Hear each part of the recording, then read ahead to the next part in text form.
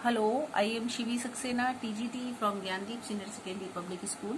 Students, आज हम अपना सिविक्स का चैप्टर नंबर 4 स्टार्ट करने जा रहे हैं, जिसका टाइटल है elements of a democracy. Democracy के कौन कौन से एलिमेंट्स होते हैं, कौन कौन से इम्पोर्टेंट पार्ट हैं, वो आपके साथ डिस्कस करेंगे आज हम। और उससे पहले बच्चों, आपको याद होगा चैप्टर नंबर 3 में आपने डेमोक्रेसी को लेकर के बहुत सारी चीज़ें पढ़ी थी। तो प्रीवियस आप पढ़ चुके हो डेमोक्रेसी के बारे में, तो आपको प्रॉब्लम नहीं आने वाली है।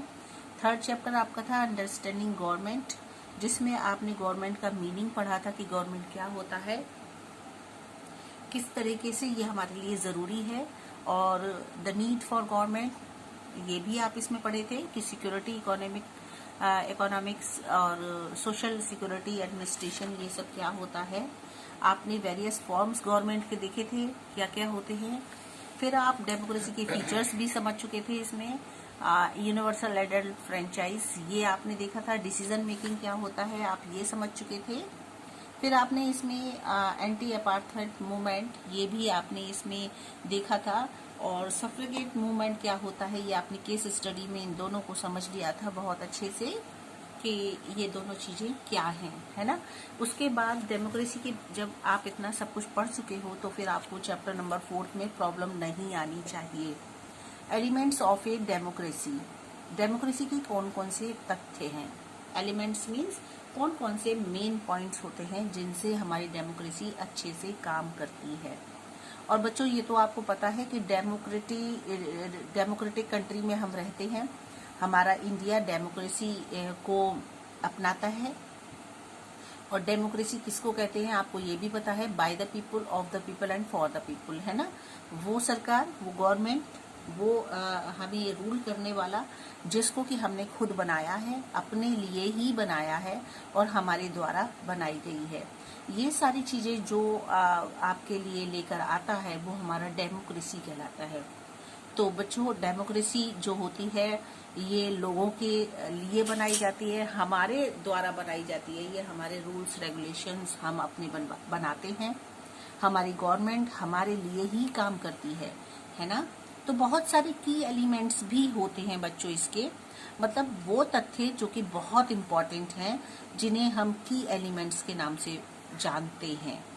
तो जो हमारे लिए डेमोक्रेसी हैज सर्टेन की एलिमेंट्स, बहुत सारे ऐसे एलिमेंट्स हैं जिन्हें अगर हम जान ले, समझ लें, तो हमारे लिए गवर्नमेंट का समझ पाना बहुत इजी है। By which make it the most preferred form of government today. ये हमारे लिए आज के समय में बहुत अच्छा इम्पॉर्टेंट गवर्नमेंट लेकर आता है। गवर्नमेंट हमारे लिए बहुत अच्छा काम करती है, और जैसा हम चाहते हैं उसके हिसाब से, उसके अकॉर्डिंग हम अपनी गवर्नमेंट को लेकर आते हैं।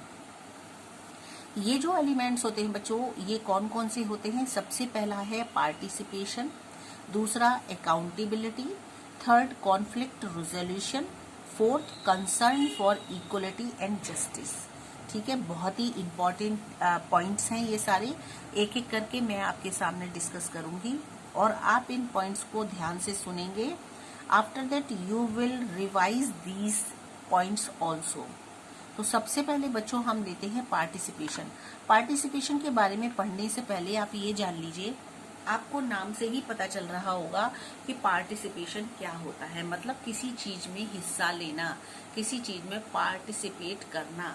फॉर एग्जाम्पल, आपके जब स्कूल में कोई फंक्शन होते हैं, तो आपकी टीचर्स आपको फंक्शन में प्रोग्राम कराती हैं, तो आपको उसमें पार्टिसिपेट करते हो आप, है ना।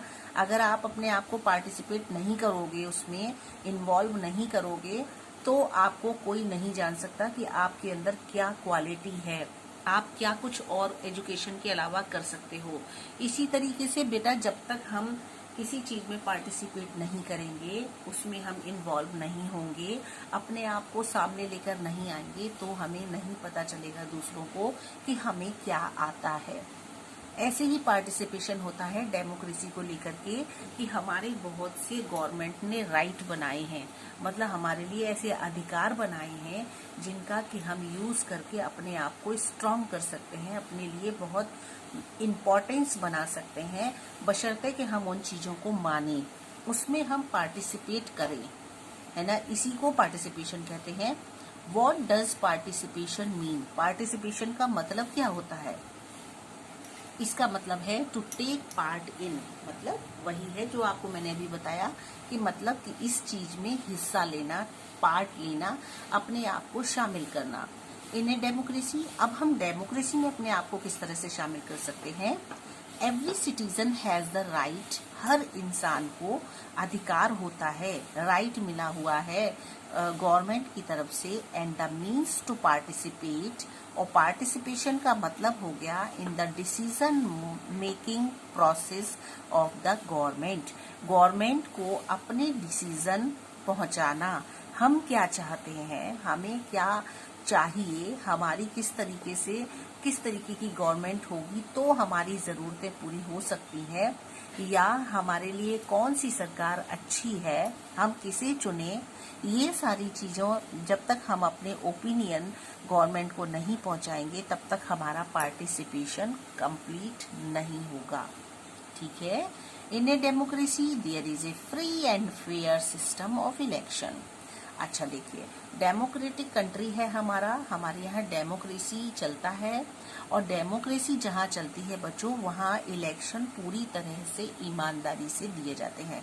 यहाँ इंसान पूरी तरह से फ्री होता है, स्वतंत्र होता है, फेयर सिस्टम होता है, मतलब किसी भी तरीके की कोई बेईमानी नहीं कर सकता, और आपको पूरी आजादी है कि आप किसको चुनना चाहते हो, अपना रिप्रेजेंटेटिव किसको बनाना चाहते हो, वो गवर्नमेंट आपको पूरी परमिशन देती है। आप इसके लिए किसी भी तरीके का दबाव आपके ऊपर नहीं होता है ना। For choosing representative to the government, हम अपने गवर्नमेंट के लिए किसी भी रिप्रेजेंटेटिव को चूज कर सकते हैं जिसे हम चाहते हैं। People participated in governance by electing, people क्या करते हैं, हम लोग क्या करते हैं, हम पार्टिसिपेट करेंगे नहीं जब तक, हमारा पार्टिसिपेट करना बहुत जरूरी होता है, हम उसमें हिस्सा लेंगे, पार्टिसिपेट करेंगे गवर्नमेंट बनाने में, बाय इलेक्टिंग द पर्सन, हम लोगों को वोट दे करके अपना जो अधिकार है हमारा, जो हमारा फंडामेंटल राइट है कि हम दूसरों को वोट दे सकते हैं। तो जब तक हम दूसरों को वोट नहीं देंगे तब तक हम अपने पर्सन को इलेक्ट नहीं कर पाएंगे। whom they feel understand their problem the best, आपको लगता है कि जो भी पर्सन है जो हमारी प्रॉब्लम्स को ज्यादा अच्छे से समझ सकता है, अंडरस्टैंड कर सकता है, उसको फील कर सकता है, उस पर्सन को आप वोट दे सकते हो। This person acts to their representative in the government, और ये जो पर्सन होता है जिसको आप रिप्रेजेंटेटिव के रूप में लेकर आते हैं, आप उसे चूज करते हैं, वो आपके बिहाफ पर काम करता है। आप जो चाहते हैं वो उस तरह से गवर्नमेंट चलाता है, गवर्नमेंट तक अपनी बात को आपकी पहुंचाता है। तो रिप्रेजेंटेटिव का बहुत बड़ा भूमिका होती है, और हम जो पार्टिसिपेशन कर सकते हैं वो हम अपना इलेक्शन में वोट दे करके कर सकते हैं। उस वोट को हमें बर्बाद नहीं जाने देना चाहिए, ना ही हमें उसको बिना वोट दिए रहना चाहिए, क्योंकि ये हमारा राइट है, हमारा अधिकार है, हमें गवर्नमेंट ने दिया है, तो हमें इसका यूज करना चाहिए। हाउएवर, फिर भी participatory citizenship goes beyond just taking part in elections to actively taking part in policies and decision making। फिर भी पार्टिसिपेशन जो होता है ये सिटीजन को एक पार्ट देता है, एक उसको मौका देता है कि आप इलेक्शन में अपने जिसको चाहते हो आप उसे वोट दीजिए, और उसमें अपना एक पार्ट अदा कीजिए, उसमें अपना डिसीजन बताइए, आप किस तरीके से किसको आप रिप्रेजेंटेटिव बनाना चाहते हो, उसमें आप अपना डिसीजन मेकिंग बना सकते हैं। इन डेमोक्रेसीज में क्या होता है, सिटीजन्स डायरेक्टली पार्टिसिपेट, जो नागरिक होते हैं वो डायरेक्ट से अपने उम्मीदवार को चुनते हैं, and influence government decision through methods like strikes, protest, marches and rallies. और इस तरीके से जब हम गवर्नमेंट डिसीजन देते हैं तब बहुत सारे तरीके होते हैं जिससे कि जो लीडर्स होते हैं, रिप्रेजेंटेटिव होते हैं, वो अपनी बात को आगे रखते हैं, अपनी बातों को समझाते हैं, अपना मेथड अपनाते हैं कि हम आपके लिए बहुत सारे काम करने वाले हैं, क्या करेंगे। तो वो अपने स्ट्राइक करते हैं, प्रोटेस्ट, मार्चेस निकालते हैं, रैलीज निकालते हैं। इससे वो अपना जो है अपना प्रचार करते हैं। लेकिन अगर आपका गवर्नमेंट तक कोई डिसीजन नहीं पहुंच पाता है या आप अपनी बात को पहुंचाना चाहते हो और आपकी बात रिप्रेजेंटेटिव गवर्नमेंट तक नहीं पहुंचा पा रहा है, तो आप क्या करते हो, अलग अलग तरीके अपनाते हो। जैसे कि स्ट्राइक कर देते हैं, है ना, और हड़ताल कहते हैं जिसको, प्रोटेस्ट, मार्चेस निकालते हैं, रैलीज निकालते हैं, अपनी बात को गवर्नमेंट तक पहुंचाने की कोशिश करते हैं। Some democracies also use referendum as a method of letting people participate directly in government decision.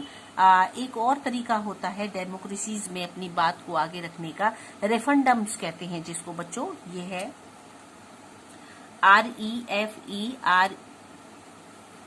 REFERENDUMS। रेफरेंडम्स का मतलब होता है बच्चों लेडिंग पीपुल पार्टिसिपेट। लोग जो होते हैं खुद पार्टिसिपेट करते हैं उसमें, डायरेक्ट गवर्नमेंट के डिसीजन को बताने के लिए, अपने डिसीजन को गवर्नमेंट तक पहुंचाने के लिए उसमें वो डायरेक्ट जाते हैं, डायरेक्ट पार्टिसिपेट करते हैं। ठीक है, वो कहलाता है हमारा referendum. A referendum happens when a law और act is refer to the citizen for final approval. और जो रेफरेंडम होता है ये कानून को जो बनाया जाता है उस पर जो एक्ट करना होता है वो सिटीजन उस पर फाइनल अप्रूवल उनको बहुत जल्दी उस पर मिल जाती है। और the citizen decide the issue by the popular vote. और सिटीजन जो होते हैं वो डिसाइड करते हैं कि वो अपने वोट को लेकर के उसमें वो अपना वोट का भागीदारी बनाते हैं और वो उसमें अपना वोट देते हैं। उसके लिए उन्हें जो सही लगता है वो उसको वोट देने के लिए आगे जाते हैं। इस तरीके से सिटीजन्स को डिसाइड करने के लिए बहुत सारे मौके दिए जाते हैं कि वो आगे बढ़ सकता है, अपना कदम आगे बढ़ा सकता है। The media is another powerful tool for of direct participation. अच्छा, एक दूसरी चीज और है बच्चों, बहुत जरूरी है। मीडिया आप जानते हो, बहुत से बच्चे जानते हैं मीडिया क्या होता है। मीडिया के थ्रू ही सारी गवर्नमेंट की बातें हम तक पहुंचती हैं और हमें जो कहना होता है वो हम अपनी बातों को गवर्नमेंट तक पहुंचा सकते हैं मीडिया के थ्रू। तो एक और दूसरा पावरफुल टूल है, मतलब एक शक्तिशाली औजार है हमारे पास जिसका हम यूज कर सकते हैं डायरेक्ट पार्टिसिपेशन में, वो है मीडिया। अगर हम अपनी बात को गवर्नमेंट तक पहुंचाना चाहते हैं, उनसे कहना चाहते हैं अपनी बात को, तो वो हम मीडिया के थ्रू भी पहुंचा सकते हैं। अब देखिए, in a democracy the government does not control the media. Democracy में क्या होता है, जो प्रजातंत्र है हमारा देश, प्रजातांत्रिक देश कहलाता है, इसमें गवर्नमेंट जो है वो डायरेक्ट मीडिया पर कंट्रोल नहीं कर सकता है। People can therefore express their themselves freely through newspaper। इसलिए लोग अपने विचारों को और जो कुछ चाहते हैं उसको डायरेक्ट बिना किसी बंधन के फ्री होकर के वो अपनी बात को गवर्नमेंट तक पहुंचा सकते हैं। किसके द्वारा? न्यूज़पेपर में छाप करके, टेलीविजन में दिखा करके, रेडियो में सुनवा करके, इन चीजों के द्वारा वो अपनी बात को गवर्नमेंट तक पहुंचा सकते हैं। इसके लिए कोई भी प्रेशर नहीं होता है। द ओपिनियंस एक्सप्रेस्ड दस, फिर वो क्या करते हैं, अपने विचारों को, ओपिनियन को एक्सप्रेस करते हैं। Thus often force the government to change its decision. फिर क्या होता है, जो गवर्नमेंट होती है वो जो भी डिसीजन चेंज करवाना चाहता है, आम पब्लिक सिटीजन उसको वो इजीली कर सकते हैं क्योंकि उनको डिसीजन पता चल चुका है लोगों का क्या है। The media acts as a protector, और जो मीडिया होती है वो इसमें एक प्रोटेक्टर का काम करती है, मतलब सुरक्षा देने का काम करती है, of freedom and justice in a democracy. Democracy को फ्रीडम देती है, जस्टिस देती है कि वो उसको अपना काम करने को दिया जा सके। ठीक है बच्चों, तो आज के लिए आपके लिए इतना ही, यहीं तक करेंगे। आज हमने अपना पार्टिसिपेशन वाला कॉलम कंप्लीट कर लिया है और आपको इसमें बहुत सारी चीजें समझ में आई होंगी। आपने देखा होगा कि जो पार्टिसिपेशन वाला कॉलम है इसमें आपका की एलिमेंट्स में वो हमारे लिए क्या भूमिका निभाता है और क्या होता है पार्टिसिपेशन, वो आप समझ गए होंगे। वोट से रिलेटेड होता है, जो हमें हमारा फंडामेंटल राइट है। हमारे लिए जो गवर्नमेंट ने, जो हमारी सरकार ने हमारे लिए राइट बनाया है, वो हमारा इसमें शामिल होता है। तो बच्चों, इसको आप अच्छे से समझ लीजिएगा, फिर रिवाइज कर लीजिएगा। इसको जब तक आप रिवाइज नहीं करोगे तब तक आपका वो स्ट्रांग नहीं हो पाएगा। इसलिए इसको आप खुद से अपने आप एक बार और पढ़ेंगे। ओके बच्चों, नाउ बाय बाय।